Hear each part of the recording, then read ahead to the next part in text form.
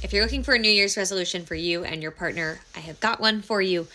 If you struggle with the division of labor in your home and the mental load, if this is a common conversation in your house, I highly, highly recommend reading Fair Play. You should both read it individually and then doing the Fair Play method. I have talked about Fair Play thousands of times and how impactful it was on my marriage and how we view the mental load and domestic labor. And there's things you can take away or, not take away from this book. I mean, you get to choose kind of what works for you. But what I loved about it was the game because it gave me a system to work through with my husband to find a more equal division of labor. And I have talked about a spreadsheet that we use. So we made the game into a spreadsheet, and I'm going to show you what that looks like just so you can envision what that might look like for you and your partner if you did this to kind of kick off the new year on the right foot. Okay, so here's the spreadsheet. Basically, you take the cards from her deck of cards and you write down every single task required to run a home and raise children in your home. And I've added things, took things out. You can do whatever you need to this list to make it actually accurate to your family, right? Like maybe pets for you means like goats and llamas. I don't know. And maybe that requires additional tasks, but you get to put that in here.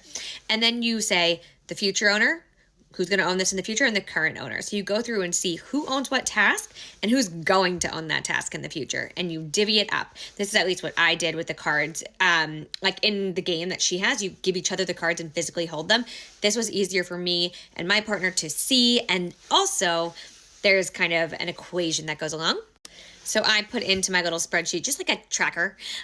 So you can kind of see that the current owners are not divided equally. Future owners also in this version, because it's made up, are also not divided equally. In an ideal world, this current situation, which might be a bit imbalanced, looks a lot more like this in the future ownership. So I think there's like 100 or so tasks, give or take. Use the ones that are applicable to you.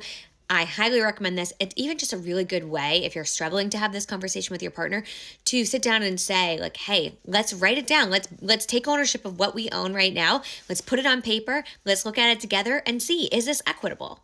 Are we both feeling supported in this situation? And I think it's really important that you two are also on the same page about how you're going to equate participation when it comes to actually the workforce as well, because I think that part gets a little sticky. And so it's important to read the book as well, because even if you are a stay-at-home mom, you should be doing this.